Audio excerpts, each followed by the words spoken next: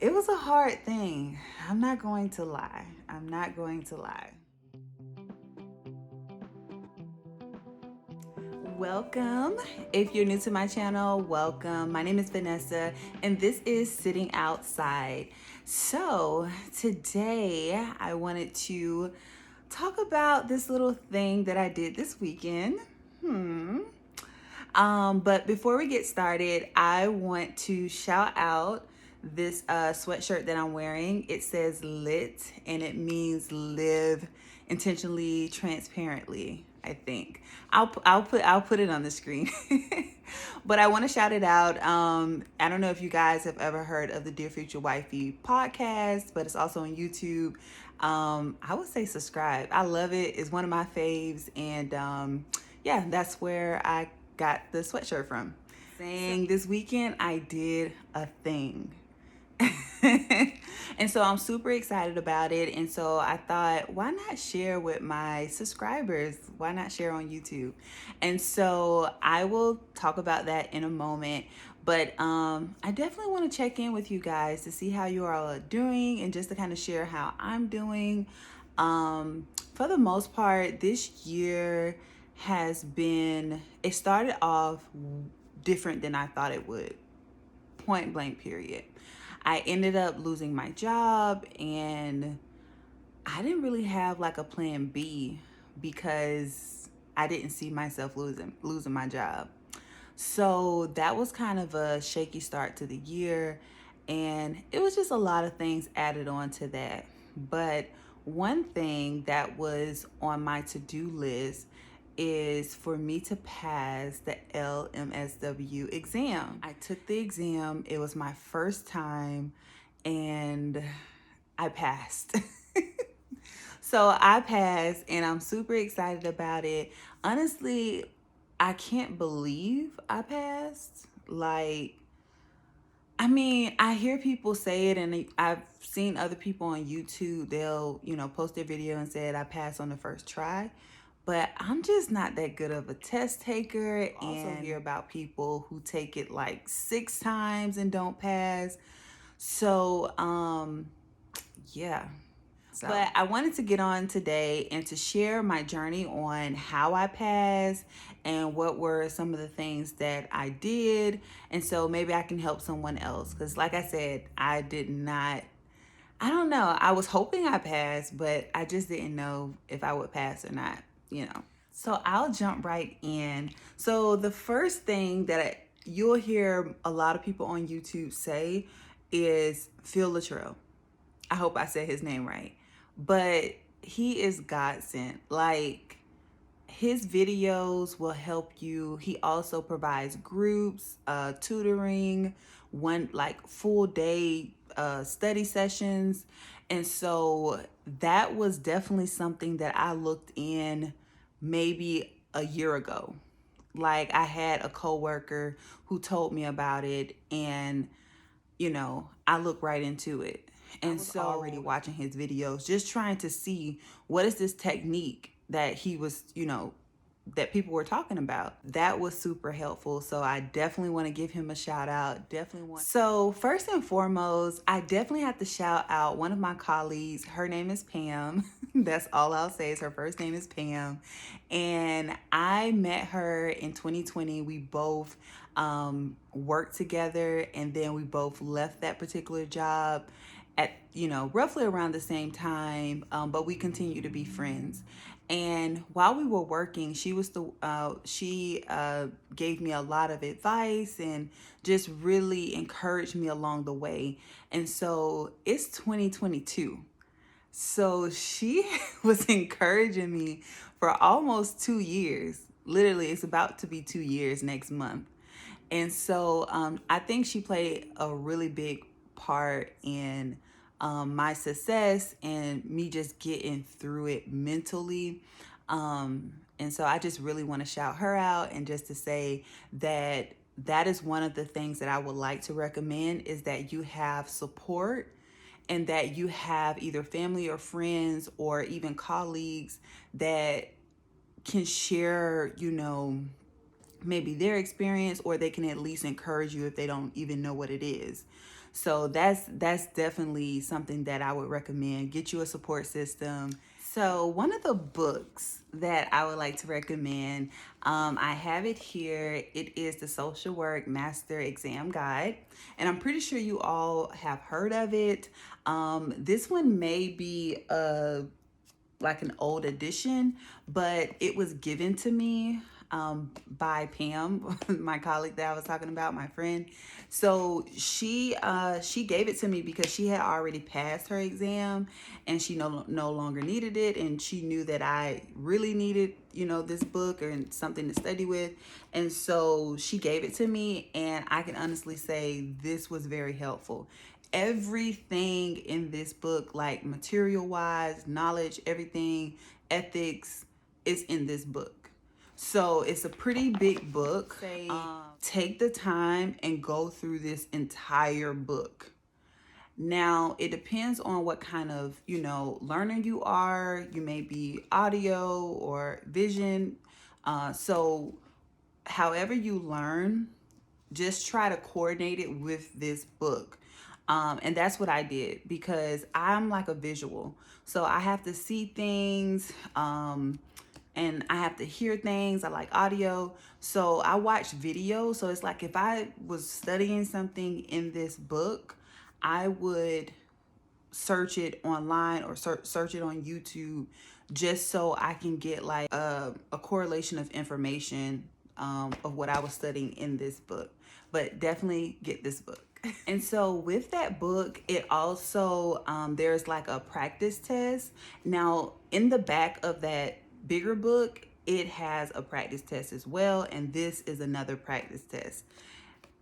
Use all of the practice tests that you can, is what I would say. And so that practice test was very helpful in, you know, in this book, because it just allowed me to practice, you know, the system that I was using. And so, you know, the strategy that I was using. And so I had to continuously practice it before I got to the exam, because you'll find the exam is very long. And so it's a 4-hour exam. And so you want to practice as much as you can. Once you know the information, then you want to move on and then practice your strategy and how you're going to apply the information. Because, you know, the test is not, just only knowing the content is not going to be good enough. You need to practice the questions and get a strategy going. Okay, so another book that I had, but I really didn't use it, honestly. And I heard that a lot of people was saying that it's not that good of a book. And that is this book here. And so the only thing I can say about this book is it has the information in here, but it's like, you can tell like it's smaller than the other book that I showed. And so it's like, this is good for like if you just needed to review some information. I wouldn't only study with this book because I feel like it's missing some material. So I mean, this is pretty good. Like maybe if you had the bigger book at home and you were studying, and then you just needed a book while you went out of town or while you were at work and you wanted to study on your lunch break or something, then this is like something just to kind of carry along, because it has information in here. And it also has a practice test. I didn't take the practice test that was in this book, but like I said, I think any practice test would be a good test. It doesn't hurt. But yeah, so the content is in here. It's just not enough for you to fully know what you're getting into if you're taking it for the first time. Something else that I used that I thought was helpful for the most part, it was this chart. And as you can read at the top, it says DSM-5. If you're a social worker, you know this is not the DSM-5. So it's just like a simplified chart that has all of the diagnosis on here, and it just breaks it down in a simple way. That way you don't have to be flipping through the DSM-5, the actual book, because it's like huge. It's like a Bible. And so you just to kind of simplify the process and just to look over, because you will need to know like by what bipolar is. You need to know the symptoms. And so if you need a refresher, this is something good to purchase. It was only like $7.99. So, and you can get it off of Amazon, or it's worth it. I mean, it's only $7.99. Like, you can't beat that. So, I mean, it's like this will be the cheapest thing that you purchase to prepare for the exam. So why not have it? Like I said, it breaks everything down, simplified version, just a refresher. So get this. And another one. So, and another thing that I use, flashcards. And as you can see, they're different colors because, like I said, I'm a visual learner. And so I need to see different colors to help. Like, let's say I wrote some information on a yellow card and then I wrote something on a blue card. It helps me remember it better. And so that's a key if you want to get the colored ones, or you can just get a solid color all throughout. But it was helpful for me, especially like while I was in the exam and I was trying to remember some information that I studied. And I was like, it just, you can see it in your mind on a yellow card or on a red card when you're trying to reference some information. So this was helpful for me. A lot of people say that, flashcards are helpful. And I will agree that this was helpful. I had my flashcards all the way until I was in the parking lot. But what I did was, because I don't know how many flashcards, I had a lot. But the night before, I took out information that like I needed to remember, or I felt like if this is the last thing that I need to look at, this is what I need to look at.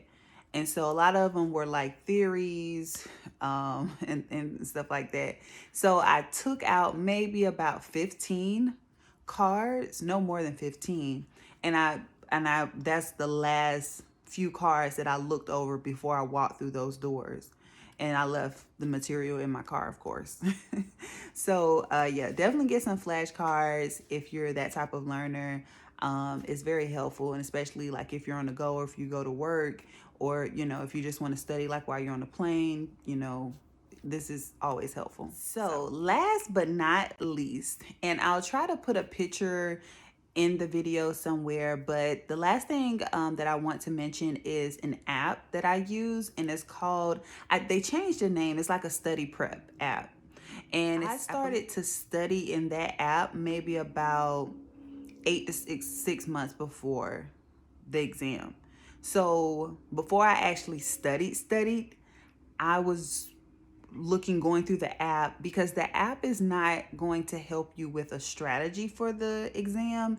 It's going to help you learn the content, learn the information. So the questions that they're asking you in the app, this was very helpful to know, because at first when I was in the app, I was like, man, I'm getting these questions wrong, and I'm going to get the questions wrong on the exam. And one of my colleagues was like, no, these questions, they're to help you with the information.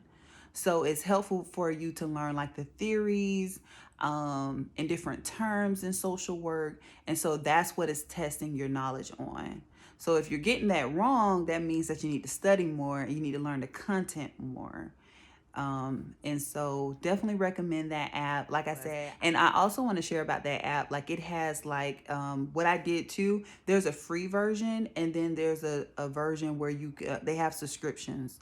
And so I purchased the monthly subscription for the last month. So I was using the free version for the other months.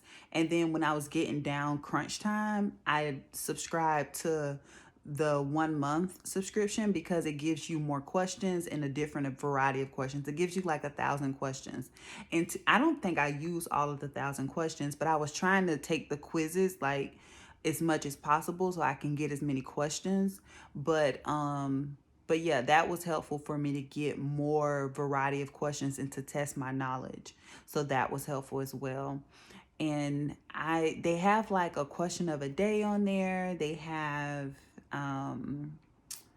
they have like your weakness, like, because they have different subjects, and so they have like a weakness quiz.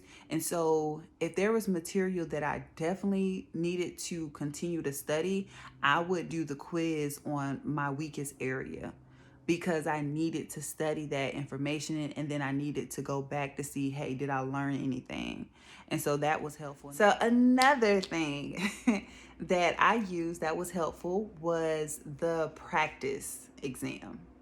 So when you register for your exam, you will also have on that same website, the ASWB website, they also have a practice exam that you can use, and it's $80.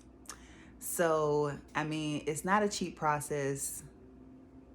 It's not a cheap process. Let's just say that. So I made sure, even though, financially, I made sure that I had enough money aside to pay for that, because I had heard a lot of people say, take the practice exam. And a lot of people say the practice exam is just like the actual exam. And I will have to agree. So, because if your body is not used to sitting down for 4 hours, taking the exam, answering questions, under pressure, you want to prepare your body for that. And so for me, I was able to take the exam 2 days before my actual exam. And that wasn't really by choice. It was helpful for sure, because I don't regret taking it 2 days before, because it's like I was prepared for it sooner, so I still had that momentum, and I was able to rest. Because when you take the practice exam, you feel just about the same as when you take the actual exam. So when I took the practice exam, I was exhausted. And so I went out for the day, and I didn't do really any studying the rest of the day, because I was over it. So yeah, the practice exam is helpful for you to prepare mentally and physically for bathroom breaks, for if you're going to get thirsty, what is going to be helpful, as far as like taking notes and things like that. So, because I also want to note that when you're in the actual exam, they give you like this, I don't know, kind of like a notepad that you write on with a dry eraser, but it wasn't a clipboard. It wasn't clipboard. But so I was able to kind of write down my notes, write down.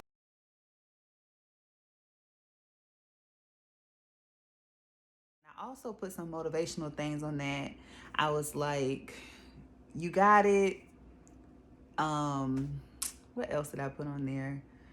I was like, all of this, but what's first? And when you get into practicing for it and learning your strategy, you'll know what I mean. Just want to point that out. Take the practice exam. Put aside money to take the practice exam. Get your body ready. Some people say they took it 7 days beforehand. Some people say 3 days. Some people say, it doesn't matter. Pick a day, take the practice exam, and it will prepare you for the actual exam. So the day of the exam, let's start with the first week, the week of before the exam. Nerves were on 100, on 1,000, honestly. Like, I was trying to study all the material. It was a lot. And then the night before, I, tried to go to bed at a decent hour. So I drank tea. I set, the tone and where I live, and, I did all the rituals, to prepare for bed and to just relax myself and to go to sleep. So I went to bed and then I ended up waking up like 3:30 in the morning. So the exam starts at 8 o'clock, but you have to get there 30 minutes in advance. So you have to get there at least by 7:30. And things like that. So I woke up at 3:30 and I laid there. I tried to go back to sleep. And I just clicked on YouTube, watched some motivational stuff, and, put on the Bible app, and I just, you know, try to make myself go back to sleep because my alarm was set to go off at 5. So I didn't go back to sleep. So I ended up just laying in bed, and my heart was racing, and I got up at 5 o'clock and I had it all planned out. I was going to fix some coffee. I was going to make breakfast, and I ended up making, they said to make sure you eat a lot of protein, or, you know, at least have protein, will, you know, be good for this long exam that you're going to be sitting for. So I made eggs and sausage and I also had a smoothie. I also had tea, but you have to think, I was up pretty early, so I didn't have it all at once, but I was just really trying to get myself ready. And so yeah, and so while I was, you know, preparing that morning, I did some studying. And I know I hear a lot of people, they say like they didn't, you know, study after a certain day. Like when the exam came, they just was like, hey, it's either I know it or I don't. And I didn't feel that way. I wanted to feel that way, but I felt like if I have the opportunity to look over some information, I'm going to look over some information, or, you know, review it. And so that's what I did. Left at around 7 o'clock to get there before 7:30. I ended up arriving at 7:20, and I sat in the car and I reviewed my flashcards that I picked out. And so just went over them. I really didn't go through many of them. Like I was just kind of shuffling through them just so I could kind of remember the important things if I needed it. But for the most part, I had been studying for a whole month, like hard, like really studying every day in the book. Did not skip a day. So for the most part, this was just review for me. I really wasn't learning anything new. And around about 7:25, I saw, you know, people were getting out, going in the building, and I was like, well, I don't want to be, you know, the last one. So I went in, and we had to wash our hands, you know, due to COVID, and they checked us in. We, you know, got a number, said what exam we were taking, and everyone was there for different exams. And so they told me to go to a certain room, and they also provided lockers for all of your personal items. And so then it was game time. I started the exam, and all I could do was my best. When it was game time, I'm telling you, I prayed throughout the whole exam. I was like, God, this got to be the answer. God, please let this be the answer. I don't really, because it's not black or white. It's really, you have to know your social work stuff. Like, and it's not what you learned in the field. It's what the textbook says, it's what ethics says. It says, you know, when you went to school to be a social worker, like, you have to know how to be a social worker. And so that was the hard part. And it's like, there are answers that are right, but you have to choose the one that's right for that question. Because it was hard, honestly. So I'm just glad that I took that time and I studied and I focused, and it paid off. So I passed it on the first try. And I had, you know, 15 points over the passing. So that was awesome. I mean, I don't know what other people are getting. Some people who shared their story, they say they passed by 4, they passed by 5, like different things. And so honestly, I don't really care what that means. All I care is that I passed. I don't care if it was by 1 point. As long as I passed, and I'm now a licensed master's level social worker in the state of Texas. So that is my journey. I am so excited. I hope this video helps someone who is preparing for this exam, or maybe you're preparing to be a LCSW. The process is kind of similar. So I mean, the main thing is you have to register, you have to get the study material, you have to know your content, and you have to have a strategy when you're doing this exam.